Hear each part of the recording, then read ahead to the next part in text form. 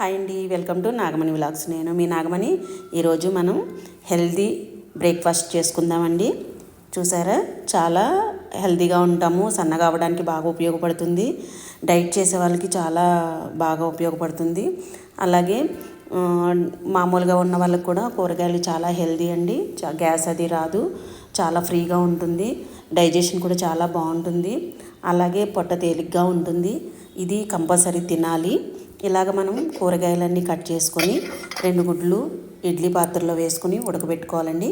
కింద గుడ్లు వేసుకొని పైన ఇడ్లీ పాత్ర పెట్టుకొని బీట్రూట్ ఇవన్నీ కూరగాయలు కలిపి మనం దీనిపైన చిలకడ దుంప, బీట్రూటు, క్యారెట్, అలాగే కాలీఫ్లవరు, అలాగే స్వీట్ కార్ను, క్యాబేజీ, ఆనపకాయ ముక్కలు, మీ దగ్గర ఏ కూరగాయలు ఉంటే ఆ కూరగాయలు చక్కగా వేసుకొని, క్యారెట్ అండి చక్కగా వేసుకొని మనం ఇలాగ ఆవిరిలో ఉడకబెట్టుకోవాలి. వాటర్లో ఉడకబెడితే మొత్తం పోతాయండి. ఇందులో ఉన్న విటమిన్స్, ప్రోటీన్స్ అన్నీ పోతాయి. కాబట్టి మనం చక్కగా ఇలాగ ఆవిరిలో ఉడకబెట్టుకుంటే తినడానికి కూడా చాలా బాగుంటుంది. పచ్చివి తినాలంటే తినలేము. అలాగే కొంచెం అరగవు, డైజెషన్ ప్రాబ్లం కూడా ఉంటుంది కొంతమందికి, అందరికీ అరగదు. అలాగే తినాలన్నా కూడా కొంచెం ఎక్కువ టైం పడుతుంది.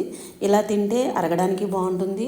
అలాగే మనం తినడానికి కూడా చాలా బాగుంటుంది. స్వీట్ పొటాటో అండి, చక్కగా ఇలాగ ఉడకబెట్టుకొని తర్వాత కొంచెం పచ్చి ఉల్లిపాయలు కట్ చేసుకొని కొంచెం సాల్టు, అలాగే మిరియాల పొడి కలుపుకొని చక్కగా తినొచ్చండి. ఇది కీర ఉడకబెట్టకర్లేదు. తర్వాత మనం కట్ చేసుకొని పెట్టుకోవాలి ప్లేట్లో. కీర, స్వీట్ కార్ను, ఇలా చిలకడ దుంప అన్నీ కలిపేసి చక్కగా మిరియాల పొడి, సాల్ట్ కలుపుకొని తినొచ్చు. లేదంటే ఉట్టిన, నేనైతే ఏమీ కలుపుకోవట్లేదండి. చాలా స్వీట్గా చాలా బాగుంటాయి. సాల్ట్ కూడా అవసరం లేదు, చక్కగా తినేయచ్చు. తినలేని వాళ్ళకి కొంచెం సాల్ట్, నిమ్మకాయ రసం, మిరియాల పొడి కలుపుకొని కూడా తినొచ్చు.